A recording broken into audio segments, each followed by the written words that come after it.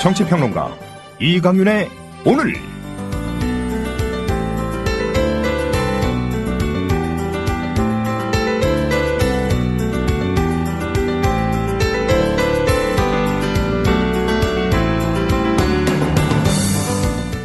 안녕하십니까, 이강윤입니다. 1월 18일 월요일 시작합니다. 잊혀지는 게 당연합니다. 그게 두렵지는 않습니다. 저희 가족에겐 평생 상처와 증오로 남을 것이지만 여러분에게까지 기억과 분노를 질리도록 요구하고 싶지는 않습니다. 하지만 잔인하고 뻔뻔하기 그지없는 대한민국 현 정권이 무너뜨린 우리의 민주주의를 되찾아야 한다는 의지는 끝까지 한결같았으면 좋겠습니다. 남녀노소 모두가 연대하기를 희망합니다. 아빠, 너무너무 미안해요. 그리고 정말 고맙고 사랑합니다. 지난 겨울 직격 물대포를 맞고 쓰러져 한 달 넘게 사경을 헤매고 있는 농민 백남기 어르신의 딸 백민주화 씨가 발표한 글입니다. 현재 외국에 살고 있기 때문에 자신의 외국 지인들을 위해 영문으로도 짧게 덧붙였습니다. 기록이라는 차원에서 그대로 읽겠습니다. There has been yet no single apology from the South Korean government. My dad is still unconscious and hospitalized. 자고 나면 터지는 온갖 비상식적 일들 때문에 정신 온전히 붙잡고 살기 힘든 나라이긴 합니다만 망각이라는 심연의 저 밑바닥에 세월호도 가라앉혀두고 백남계 어르신의 생명도 잊어가고 있는 것은 아닌지요. 사람답게 사는 게 얼마나 힘든지 끊임없이 시험받고 있는 국민, 그리고 시험에 들게 하는 정부입니다. 잠시 후 시작합니다. 곰바보와 함께하는 레드향.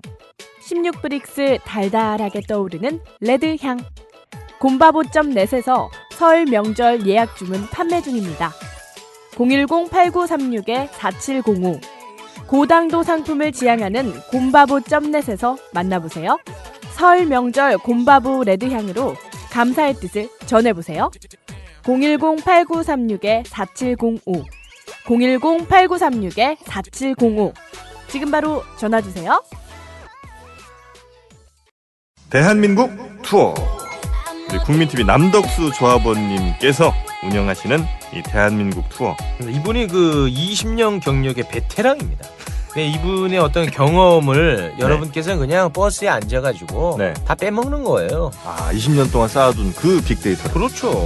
버스가 이제 28인승 최고급 리무진 버스도 있고 45인승 좀 더 많은 분들이 타실 수 있는 이런 버스도 있으니까 고급진 여행도 바로 남덕수 조합원님과 함께라면 가능하다. 문의 전화는요 1599-2686번입니다. 1599-2686. 버스 여행하면 2686이 딱 생각이 나네요 벌써. 1599-2686번 아니면 네이버나 다음 같은 그 검색창에서 대한민국 투어 이렇게 검색하셔도 되고요. 그리고 웹사이트 대한민국 투어 한글로 쓰시면 됩니다. 대한민국 투어.kr 이렇게 검색하셔도 언제든 들어가실 수 있으니까 우리나라 국내 여행들 또 많이 애용하시기 바라겠습니다. 대한민국 투어였습니다. 네, 5시 30분 아닙니다. 5시 5분 30초 막 됐습니다. 며칠 만에 뵙는군요. 날씨가 빠르게 추워지고 있습니다. 서해 남부 지방에는 내일 아주 많은 눈이 온답니다. 대비가 어느 정도 될지는 모르지만 이것저것 준비는 좀 하셔야 할 것 같습니다. 뉴스 브리핑 받으시죠? 김일아 아나운서 어서 오십시오. 안녕하십니까. 안녕하세요. 더불어민주당의 문재인 대표가 주중에 대표직을 물러나고 김종인 선대위원장, 영입된 김종인 선대위원장에게 원샷으로 전권을 이양하는 것, 이걸 추진하겠다, 이런 얘기죠? 네, 그렇습니다. 더불어민주당 문재인 대표가 김종인 선거대책위원장에게 전권을 이양하는 방식으로 지도체제를 개편한 뒤 대표직에서 사퇴하는 수순을 밟을 방침인 것으로 알려졌습니다. 복수해당 관계자들에 따르면 문 대표는 이르면 주중 당무위원회를 개최해 대표직에서 사퇴함과 동시에 총선 공천권을 포함한 지도부 권한을 김 위원장에게 넘기는 원샷 전권 이양을 추진할 계획입니다. 당초 문 대표는 최고위원회 결의로 지도부 사퇴와 전권 이양 방안을 검토했지만 이 경우 선대위의 권한과 당원 당규 규정상 괴리가 생길 수 있다고 판단해 당무위 개최 쪽으로 결론을 낸 것으로 전해졌습니다. 문 대표를 비롯해 지도부가 총사퇴할 경우 지도체제를 비상대책위원회로 전환해야 하는데 비대위 구성권은 최고위원회가 아닌 당무위원회가 갖고 있기 때문입니다. 당무위 결의가 이루어지면 김종인 선대위 체제는 단순 선대위가 아니라 사실상 비대위 역할을 하는 새 지도부로서 출범하게 됩니다. 다만 명칭을 선대위로 할지 비대위로 할지는 미정 상태입니다. 문 대표는 이르면 내일 기자회견을 열어 적절한 시점에 대표직에서 사퇴하겠다는 입장을 재확인한 뒤 전권 이양 절차 등에 대한 자신의 구상을 밝힐 것으로 전해졌습니다. 네, 몇몇 참신성이 돋보인다 이런 평도 들었던 외부 인사들의 영입 효과일까요? 리얼미터 여론조사에서 문재인 대표가 대선 후보 지지도 1위 자리를 탈환했군요. 네, 그렇습니다. 외부 인사 영입에 속도를 내고 있는 더불어민주당 문재인 대표가 차기 대선 주자 지지도 1위를 탈환했습니다. 여론조사 기관 리얼미터가 오늘 발표한 1월 2주차 여론조사 결과에 따르면 차기 대선 주자 지지도에서 문 대표가 18.9%로 전주 2위에서 1위로 올라섰습니다. 안 의원은 17.8%로 2위를 유지했고 새누리당 김무성 대표가 17.7%로 전주 1위에서 3위로 순위가 하락했습니다. 문 대표는 전주보다 0.9%포인트 오른 반면 안 의원은 0.3%포인트, 김 대표는 0.6%포인트 각각 하락했습니다. 이들 빅3에 이어서는 오세훈 전 서울시장 8%, 박원순 서울시장 7.2%, 유승민 의원 3.4% 등의 순으로 박 시장을 제치고 2달 만에 다시 4위로 올라선 오 전 시장의 지지도 약진이 두드러졌습니다. 최근 험지 출마론의 중심에서 언론 노출이 잦았던 점이 오 전 시장의 지지도 상승에 영향을 미쳤다는 분석입니다. 정당 지지도는 새누리당이 36.1%로 1위를 유지한 가운데 더민주 22.5%, 국민의당 20.7%를 기록했습니다. 이번 조사는 전국 19세 이상 유권자 2,532명을 대상으로 전화면접과 자동응답 전화 방식으로 진행됐고 신뢰도 95%의 표본 오차 플러스 마이너스 2%포인트입니다. 네, 이승만 국부론으로 한동안 논란의 쟁점에 올랐다가 사과를 하긴 했는데 국민의당의 한상진 공동선대위원장이 더불어민주당의 김종인 선대위원장에게 직격탄을 날렸어요. 전두환 국보위에 참여했던 사람 아니냐? 이게 지금 비판의 핵심 내용이었죠? 네, 그렇습니다. 국민의당 한상진 공동창당준비위원장은 오늘 더불어민주당 김종인 선거대책위원장에게 전두환 정권의 국보위에 참여한 분이라고 직격탄을 날렸습니다. 한 위원장은 이날 서울 마포 창준이 사무실에서 열린 확대 기획조정회의에서 이승만 전 대통령에 대한 자신의 국부 발언을 김 위원장이 비판한 것을 해명하고 반박하는 과정에서 김 위원장을 이같이 지칭했습니다. 한 위원장은 가장 많은 정권에 참여한 기록을 갖고 있는 김 위원장이 이 전 대통령 국부 발언을 비판했다며 전두환 정권의 국보위에 참여한 분으로서 다른 대통령에 대한 평가를 해주시길 요청한다고 밝혔습니다. 김 위원장의 이 전 대통령 평가에 대해서는 과거 통념에서 한 발자국도 나가지 못한 입장이라고 반박했습니다. 그러면서 더 이상 단절과 반목의 역사를 반복해선 안 된다. 계승과 발전에 새로운 대한민국을 세워야 할 때라며 전직 대통령에 대한 합리적 토론을 할 때가 됐다고 제안했습니다. 네. 전두환 정권의 국보위에 참여한 분으로서 다른 대통령에 대한 평가를 해달라. 더 이상 단절과 반목의 역사를 반복하지 말자.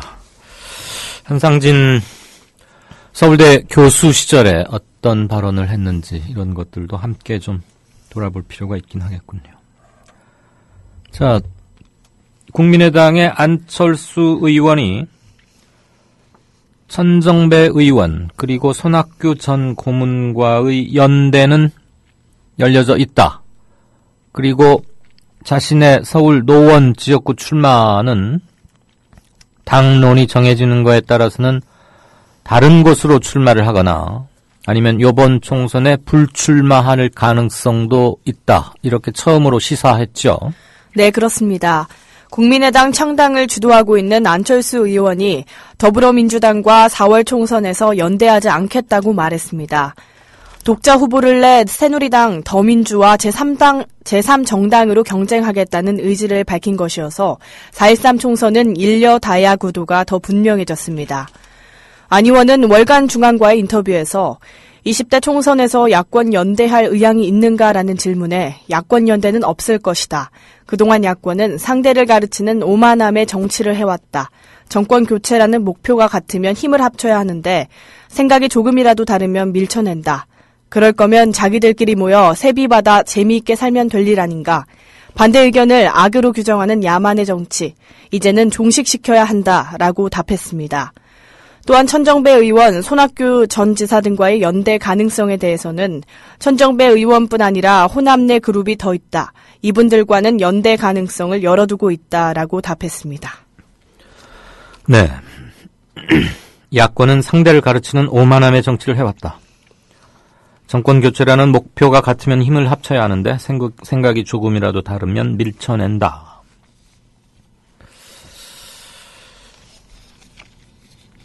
안철수 의원의 말이었습니다. 유엔이 북한의 핵실험 이후 제재 조치의 일환으로 보이는데요. 공식적인 제재는 아직 아닙니다만 북한 외교관을 초청하는 프로그램을 중단하겠다 이렇게 밝혔죠.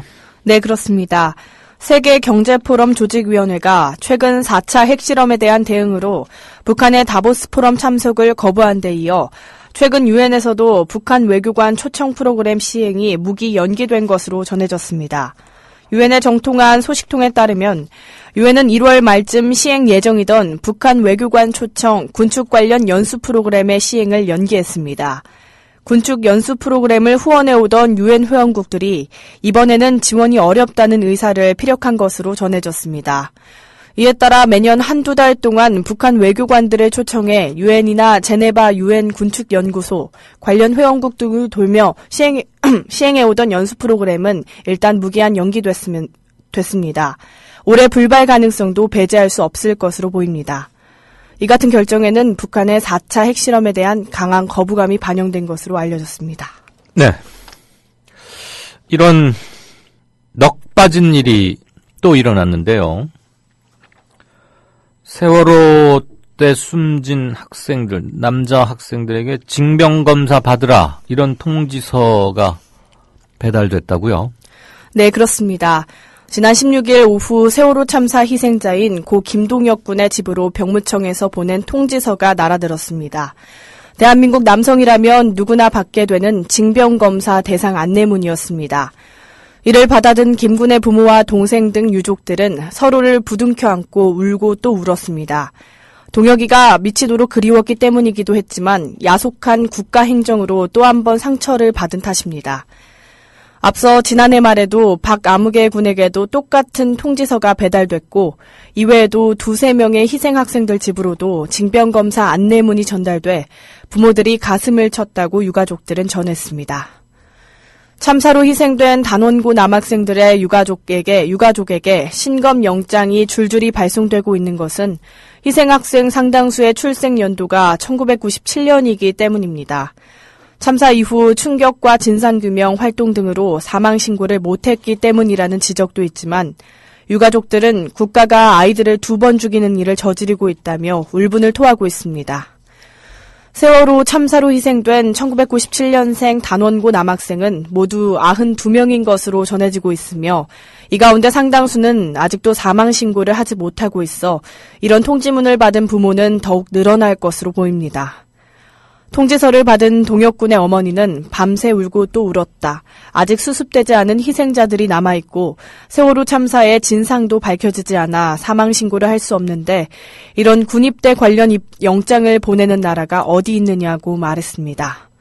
이에 대해 병무청은 주민등록 정보화 자료에 따르면 매년 19살이 되는 남성을 대상으로 징병검사를 실시하게 되는데 본인이 희망하는 날짜에 징병검사를 받을 수 있는 제도를 안내하기 위해 지난 1월 6일 일괄적으로 안내문을 송달했다. 세월호 사고 관련 징병검사 문제를 해결하기 위해 2014년 7월부터 명단 파악을 위해 노력했지만 확보할 수 없어 부득이 안내문을 보냈다고 설명했습니다. 네, 병무청의 답변이 더 가관이고 한숨만 나오게 하는군요. 세월호 참사가 일어나고 약 3개월 후인 2014년 7월부터 사망 여부 등 명단 파악을 위해 노력했지만 확보할 수 없어서 부득이 안내문을 보냈다는 게 병무청의 공식 설명입니다. 해명이라고 내놓았을 텐데 어디 하나 해명이라고 들어줄 만한 구석이 전혀 없군요. 청취자 여러분들 아직도 또렷이 기억하시겠지만 2014년 4월 16일 세월호 참사 당일 당시 안전행정부 2차관 이경욱 차관의 왔다 갔다 허둥지둥 선명하게 기억하실 겁니다.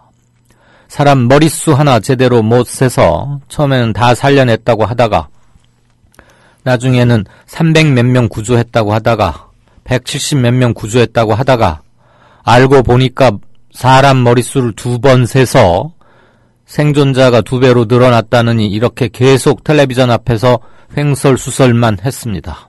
결국 몇 시간이 지나고 나서야 수많은 사람들이 아직 배 안에 있다는 것을 겨우 공식적으로 확인 아닌 확인을 했던 그날 말입니다. 7월이면 이미 시신 이양이 상당 부분 진척이 됐고 작년 어느쯤에라도 세월호 희생자 명단쯤은 국가기관에서 공식적으로 다 집계 발표를 했습니다.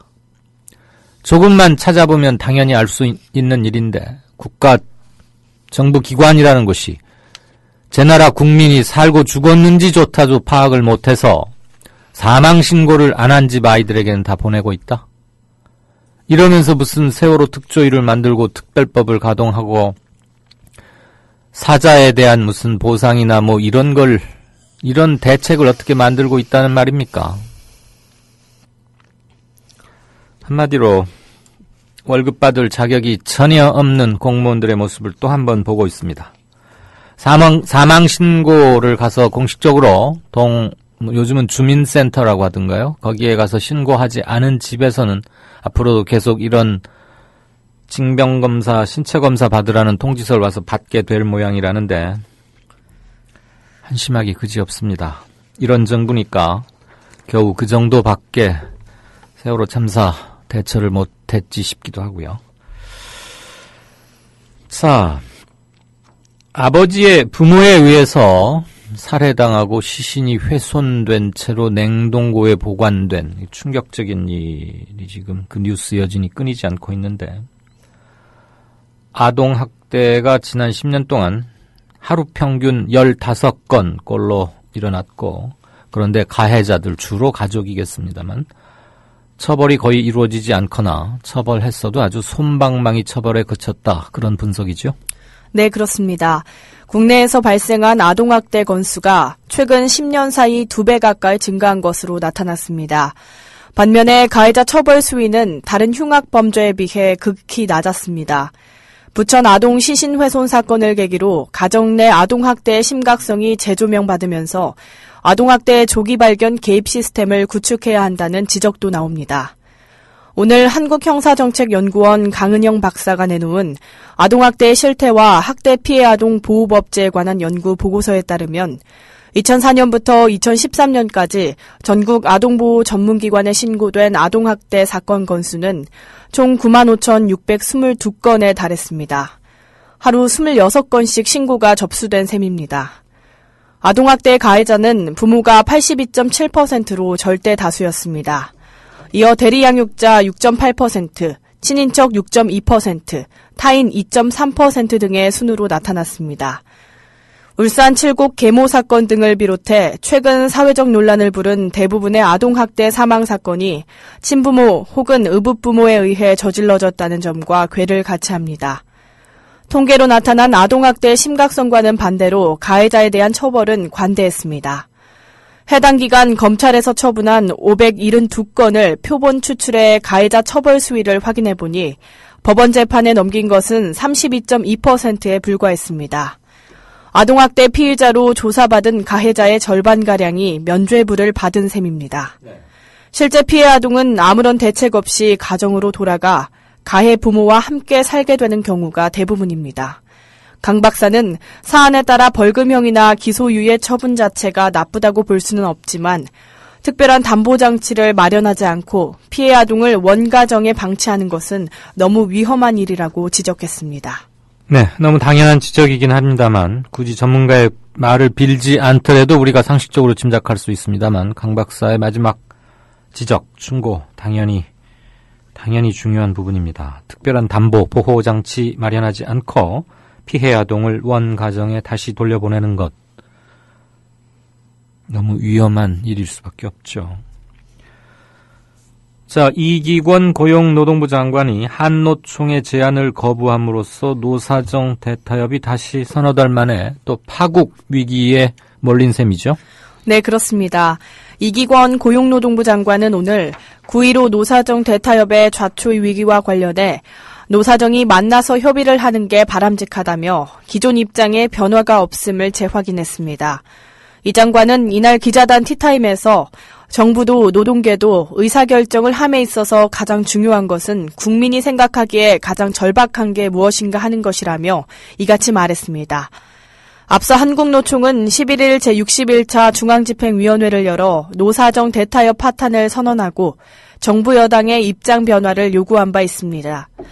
한노총은 양대 지침에 대해 원점에서 협의할 것, 9.15 합의 내용에 맞는 5대 노동법안을 공식적, 공개적으로 천명할 것을 제안했습니다. 요구가 받아들여지지 않을 경우 내일 오후 4시 기자회견을 열어 노사정위원회 탈퇴 등 향후 입장을 밝힐 예정입니다. 다만 이 장관은 지금 상황은 노동개혁 과정에서 일시적인 과도기적 진통이라고 생각한다며 노동계는 장기적으로 협력해야만 하는 공동 운명체라 생각하고 지속적으로 협력해 나갈 것이라고 강조했습니다. 네, 정부가 서울시의 청년 수당 사업 다시 한번 제동을 걸고 나섰죠. 네, 그렇습니다. 정부가 올해부터 사전 협의를 하지 않고 사회보장 제도를 새로 만들거나 변경하는 지방자치단체에 재정상 불이익을 주기로 했습니다. 중앙정부가 반대하는 청년수당이나 청년배당 같은 제도를 지자체가 신설할 경우 지방교부세를 삭감하고 공모 방식으로 주거나 재량 지출하는 보조금 사업비 배정 대상에서도 제외하겠다는 겁니다. 기획재정부는 오늘 이런 내용을 담은 2016년도 예산 및 기금 운용 계획 집행 지침을 각 정부 부처에 통보했다고 밝혔습니다. 지침은 각 중앙부처가 보조사업 대상 지자체를 선정할 때 법령 준수와 정책 협조 정도를 고려할 수 있도록 했습니다. 지자체가 법령에서 정한 협의 절차를 이행하지 않을 경우 공모사업 선정 대상에서 제외할 수도 있습니다. 정부가 이런 예산 집행 지침을 내린 배경에는 서울시의 청년수당을 둘러싼 갈등이 깔려 있습니다. 청년수당 문제는 결국 법정 싸움으로 비화된 상태입니다. 정부는 지난달 1일 국무회의에서 지자체가 사회보장제도를 신설 변경할 때 정부와의 협의 조정 절차를 거치지 않거나 협의 조정 결과를 수용하지 않을 때 지방교부세를 삭감할 수 있도록 한 지방교부세법 시행령 개정안을 의결했습니다. 이에 더해 기재부가 이날 중앙정부와 협의 절차를 거치지 않는 지자체에는 재량지출 사업비 배정이나 공모사업 선정 때 불이익을 줄 수 있다는 예산 집행 지침까지 내려 지자체가 받을 수 있는 불이익은 더욱 커지게 됐습니다. 네. 날씨가 굉장히 시간이 갈수록 아주 빠르게 수은주가 내려가고 강풍도 몰아치고 그러고 있는데 오늘 오후 6시, 잠시 후군요. 6시를 기해서 경기 남부 21개 시군, 광명, 과천, 안산, 시흥, 부천, 수원, 성남, 안양 등등이네요. 이곳에 한파주의보를 발령한다고요? 네, 그렇습니다. 수도권 기상청은 오늘 오후 6시를 기점으로 경기 남부 21개 시군에 한파주의보를 발효한다고 밝혔습니다. 한파주의보가 내려진 지역은 광명, 과천, 안산, 시흥, 부천, 김포 등 이것을 포함한 21개 시군입니다. 한파주의보는 아침 최저기온이 영하 12도 이하로 떨어져 이틀 동안 지속하거나 아침 최저기온이 전날보다 10도 이상 낮아질 것으로 예상할 때 발효됩니다. 앞서 이날 오전 4시 안산, 시흥, 김포, 오산, 평택, 화성 등 6개 시에는 강풍주의보가 내려져 체감온도는 더 낮을 것으로 예상됩니다. 기상청 관계자는 일주일 동안 한파주의보가 지속하겠으니 건강관리에 유의해달라고 당부했습니다. 앞으로 한 주일 동안, 그러니까 이번 주 내내 오늘처럼 이렇게 혹독하게 춥답니다. 내일은 더 많이 추워져서 대관령이 영하 19도, 서울 지방이 영하 14도까지 내려간다고 하니까 체감 추위는 더 하겠죠. 건강, 시설물 관리 이런 거 각별히 유념하셔야 될 것 같습니다. 지금까지 뉴스브리핑의 김일아 아나운서였습니다. 고맙습니다. 고맙습니다. 월간 다운로드 수 1000만. 팟캐스트계의 에이스 국민 라디오가 광고주를 찾습니다. 직접 찾아서 선택해 듣는 방송, 청취 몰입도가 높은 방송, 지상파 케이블 광고와 차원이 다릅니다. 부담 없는 가격, 소비자의 열띤 반응, 전혀 다른 광고의 블루오션을 경험해 보십시오. 국민라디오 @gmail.com으로 문의해 주시면 상세히 안내해 드리겠습니다. 이강윤의 오늘, 이제는 정가 산책으로 함께합니다. 정치권 동향 생생하게 풀어드릴 분은요. 네, 최유한 평론가 안녕하세요. 네, 안녕하십니까. 최유한입니다. 네, 날씨가 많이 춥군요. 네, 굉장히 많이 춥습니다. 자, 오늘은 무슨 얘기부터 시작할까요? 김무성 대표가 노동법 5개 관련 법 중에 하나를 하기로 한 것을 김무성 대표만 물 먹였느니, 아닌 것 같다느니, 아무튼, 네. 원효철 원내대표는 알고 있는 거를 김 대표는 협상 사실 자체를 몰랐다 그러니까, 네. 일단 물 먹은 건 맞네요. 그런 것도 있고요. 네. 지금 김무성 대표의 스탠스가 굉장히 어정쩡합니다. 여러 가지로 당 안팎으로 말이죠. 당 안팎으로. 방금 말씀하셨던 대로 원유철 원내대표 같은 경우는 청와대랑 직 라인으로 서로 교감이 있는 것 같은데, 한 다리 건너서 또는 두 다리 건너서 김무성 대표한테 얘기 들어오는 거 보니까 애매한 건 맞고요. 특히 이번에 새누리당의 그 험지 출마론 있지 않습니까? 네. 험지를 출마한다. 어려운 곳에 가서 한 석이라도 더 얻어달라라고 사실 김무성 대표가 이야기한 것은, 그러니까 쉽게 얘기해서 친박의 영향력을 감소시키고 향후에 자신의 그 외연을 확대하려는 전략이었는데, 이게 무용지물이 되면서 용두사미가 되면서 오히려 기존에 있었던, 예를 들어서 이번에 오세훈과 안대희 사례를 본다면은 기존에 있었던 안대희 쪽으로는 강승규, 그리고 오세훈 쪽은 박진 등등의 기존 토끼도 놓치고 새로 들어온 토끼도 어렵게 되고 이렇게 물을 먹고 있습니다. 지금 상황은. 험지 출마론 가지고 재미는 전혀 못 보고 홍만 더 붙였다 이런 소리죠. 그렇죠. 그런데 저는요, 이번에 그 노동법 개혁에 대해서 아주 그냥 강경하게 밀고붙이고, 지금 또 선진화법 바꾼다고 하지 않습니까? 개정안 들어간다고 하는데, 이거 보면서 저는 김무성 대표가 한쪽으로는 물을 먹지만 한쪽으로는 칼을 품고 있다라는 생각이 들었어요. 어떤 칼이요? 그러니까 지금 전략공천 반대한다, 상향식 공천 100% 한다, 하면서 험지 출마론 하다가 결국은 물을 먹었는데, 한편으로는 노동개혁법 통과를 노력하면서 친박의 일부를 안아내려고 하는 상황은 어차피 박근혜 대통령이 내년 지나고 나면은 지는 해거든요. 그런데 힘은 없을지라도 해코지할 수 있는 상황이기 때문에, 지금은 최대한 고개 숙이면서 감내하고 있다. 언젠간 들이받을 것이다. 그건 언제냐? 총선 끝나고 내년으로 접어들 시점에는 그게 가능하지 않겠냐라는 예상이 듭니다. 지금 여러 가지 김무성 대표의 기존 정치적 화법, 스탠스 뭐 이런 걸로 봐서는 굉장히 뭐랄까 마음에 안 들면 확 들이받는 성격인데 이번에 보니까 경제민주화 다 했다라든지 예. 뭐 이런 얘기하는 거 보니까 많이 감내하고 참고 있다. 이렇게 해석됩니다. 저는요. 누가 마음에 안 들면 뭐 확 들이받아요? 아니 그 예전에 있었던 화법으로는요. 김무성 대표 같은 경우는 그런 성격이었는데 많이 참고 있다라고 생각합니다. 별로 들이받지도 못하던데 뭐. 예. 한번 했다가 뭐 레이저 한번 맞으면 바로 깨갱하고 그러지 않았어요? 예. 현직 권력에 대해서 그러고 있어. 예. 자, 김종인 막 연호했다고요? 어디서 누가요? 어제요. 국회의원회관 대회의실 주변에서 네. 더불어 컨퍼런스 사람의 힘 행사가 열렸는데요. 여기서 김종인 이름이 터져 나왔습니다. 물론 이건 더불어민주당의 행사고 이 행사에 문재인 대표가 뭐 분명히 배경에 있고요. 이전에 있었던 뭐 표창원 전 경찰대 교수라든지 김병헌 웹전 의장이라든지 뭐 영입한 6명의 인사가 번갈아 무대에 나왔고요. 그 가운데 이번에 그 선거 대책위원장으로 등장하는 김종인 이미 됐나? 그 김종인 교수 그 선대위원장의 모습을 무대에 드러내자 연호의 이름이 터졌습니다. 되게 낯설었거든요. 왜냐? 더민주 안에서 그 기존에 있었던 인사들에 대한 그 거부감이 생각보다 많이 컸거든요. 예를 들어서 박영선 의원 같은 경우는 이상돈 조원대 명예교수를 당 비상대책위원 선임하려다가 강력한 당내 반발로 무산된 적이 있습니다. 근데 이번 같은 경우는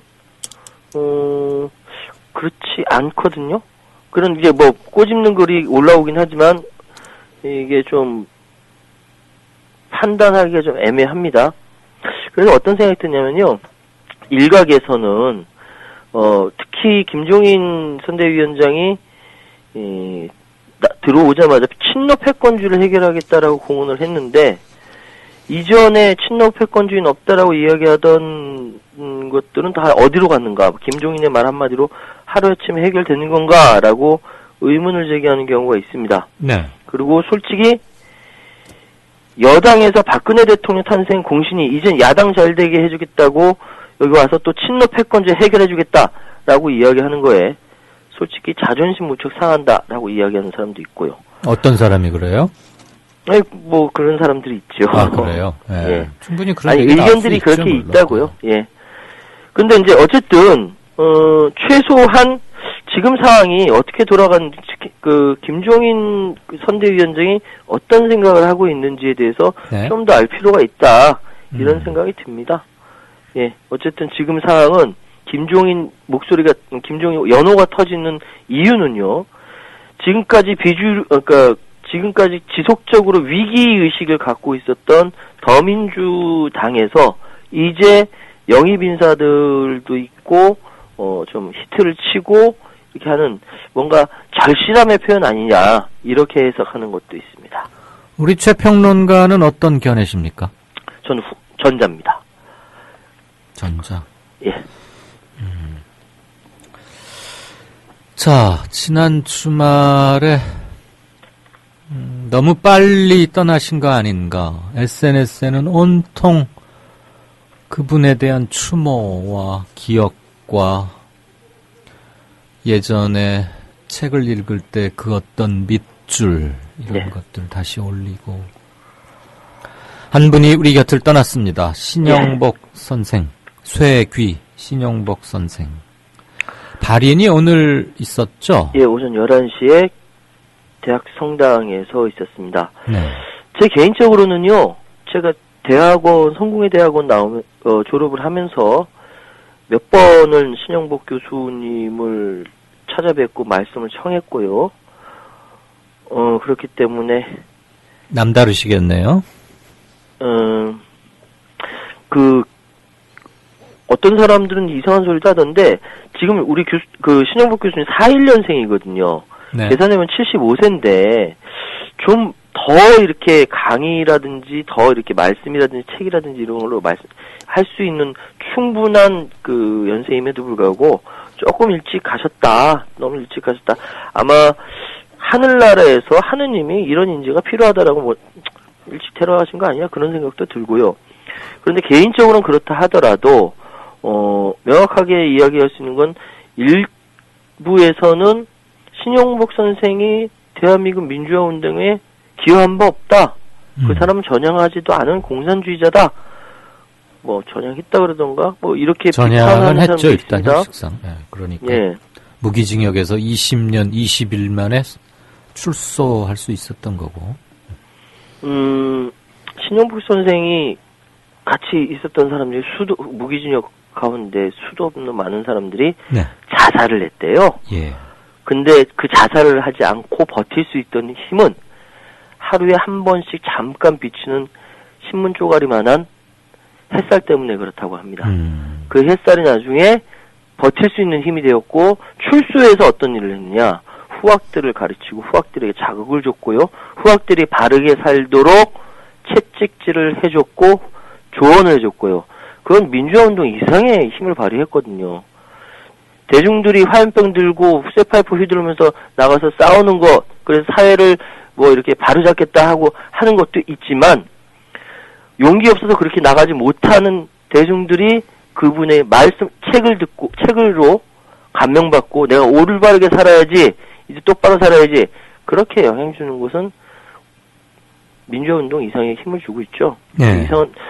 이상한 사람들이 좀 사람 죽은데 사람이 돌아가셨는데 장례식 치르기도 전에 예의도 없이 이렇게 얘기하는 걸 보니까 네. 확실히 이 신영복 선생님은 큰 어른이구나라는 생각이 드네요. 그 필명을 드날리고 있는 사람 중에 한 고종석 씨가 특히 뭐 트윗 날린 거 이런 거 가지고 조국 등등등 뭐 여러 사람들이 또 비판하고 많이 그렇던데요. SNS에 보니까. 원론적으로 얘기하면요. 네. 신영복 교수의 글이나 말이나 가르침에 감명을 안 받을 수 있어요. 감명 안 받을 수 있고, 그 사람은 그 사람, 나는 나, 이렇게 얘기할 수 있고요. 고인에게 결례, 아니라고 생각할 수도 있고요. 그런데 문제는 뭐냐면, 저도 예전에 김영삼 전 대통령 그 서거 이후에 저는 비판을 했습니다. 글로 비판을 했습니다. 근데 한참 뒤에, 다 그 사그라들고 나서, 왜 잘못했냐면, 하면서 비판했는데, 이건 장례로 치르기 전에 이런 식으로 얘기하는 거는 예의가 안 됐다는 거죠. 이러면 안 되는 거죠. 예. 그 중앙일보 기자도 했고 뭐 출판 칼럼니스트 이런 거 하다가 지금 KBS 이사가 어떻게 돼가지고 한 자리 얻어서 KBS 이사하고 있는 조우석 씨라고 있는데 예. 신영복 띄우기 대한민국은 좌파 동물 농장인가라는 제목으로 또 글이 하나 올라와 있네요. 명예훼손 격의 글이라는 생각이 들고요. 말입니다. 제정신이 아닌 사람을 이렇게 어떻게 해야 될지 모르겠는데 이 부분에 대해서는 이렇게 좀 유족들이 직접 못하면 누군가 여기 문제를 제기해야 될 것 같습니다. 근데 신용복 선생님이 제가 전화를 잘못 걸었어요. 원래 옆방에 있는 김동춘 교수님께 전화를 드렸어야 되는데, 받으신 분이 신영복 교수님이라서, 제가 한참 당한 적이 있었는데요. 삼가 고인의 명복을 빕니다. 예. 또 성공회대에서, 대학원도 다니고 했으니까, 우리 최 평론가는, 신영복 선생님하고 접하신 분들 수없이 많죠. 더불어숲 운동에서도 그렇고, 처음처럼이라는 애주가들 좋아하시는 소주 잔에 쓰여있는 글씨로도 아마 앞으로도 오랫동안 신영복 선생은 함께 하시겠지만 우리 나이로 75이신데 27에 체포돼서 20년 그리고 20날 20년 20일 동안 수감돼 있었으니까 생일날 잡혀가서 생일날 풀려나셨고요. 네, 그러니까 실제로는 물론 감옥 안에서 그분은 사상적으로 정신적으로 굉장히 큰 어느 경지에 이르른 것 같긴 합니다만 20년 정도는 멈춰 있던 시간이라고 본다면 그는 한 50대 중턱, 한 60 무렵에 돌아가신 게 아닌가 그런 생각이 들었습니다. 그런 생각이 들고요. 또 신영복 교수는 제자들을 어마어마하게 아꼈는데요. 네. 사진을 보시면 아시겠지만 눈매가 선하지 않습니까? 저는 그렇게 느끼는데. 예. 근데 실제로 말했을 때 달라지는 사람들이 실제로 있어요. 그런데 이미지만 그런 사람들이 있는데 이 말이나 행동이나 똑같아요. 예. 말 한마디 하신 거 지키시려고 하고요. 몇 년이 지나서도 기억하셔가지고 연락하시는 분이라서 정말 대한민국에서는 스승이 없는 시대에 살고 있는 우리로서는 커다란 스승을 잃었다. 네. 그런 생각이 드네요. 알겠습니다. 한 인간의 삶과 죽음 앞에 우리가 정파적 또는 진영적으로 나뉘어서 핥히고 모욕하고 이런 일은 최소한 망자에 대한 예의라는 점에서도 있어서는 안 되겠다 그런 생각을 하게 됩니다. 네, 오늘 말씀 잘 들었습니다. 예, 감사합니다. 정가산책 지금까지 최요한 평론가였습니다. 박 대통령은 재치 있는 유머로 주변 사람들을 안심시키며 분위기를 바꾸었습니다. 아유, 공해야 공해. 아니 기사님, 뉴스 듣다 왜 라디오를 끄세요? 대통령 동정 연예인 스캔들 동물 날치 얘기뿐이에요. 어디 뉴스가 뉴스다워야지요. 그럼 기사님 안목에서 뉴스다운 뉴스는 뭔가요?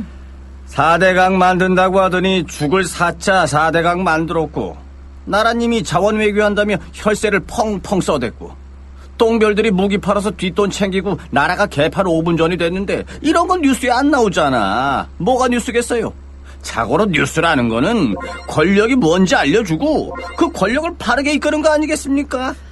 왜 이럴까요? 그게 다 권력자한테 장악당한 거죠. 기사님, 그래서 이런 세상, 이런 뉴스를 바꾸자고 해서 등장한 협동조합이 있잖아요. 에? 협동조합이요? 조합원이 사주라서 조합원 뜻에 어긋나는 뉴스를 만들 수 없는 그런 방송이에요. 오! 아이, 거기가 바로 미디어 협동조합입니다. 욕하고 한숨 쉬는 것으로 그치지 말고 함께 희망을 만들어요. 미디어 협동조합 홈페이지 국민.tv 또는 서울전화 3144-0933으로 문의하세요. 제주 문홍향 노지 한라봉 판매합니다. 여수 돌산 갓김치 팔아요. 안동 산골에 맛있는 사과를 소개합니다. 거금도에서 직접 키운 전복을 직거래로 가져가십시오. 속리산 문장대 아래 청정지역에서 재배한 콩으로 만든 청국장 맛보세요. 거창 민들레 사과 어떠세요? 광천 특산품 광천김 끝내줍니다. 정직하고도 유익한 특산품, 멀리서 찾지 마세요. 지금 국민TV 홈페이지 홍보마당 사업 홍보 게시판에 펼쳐 있습니다. 파실 분, 사실 분, 함께 어우러진 행복한 상생의 장. 여러분을 초대합니다. 국민.tv 홍보마당 사업 홍보 게시판 지금 들러주세요.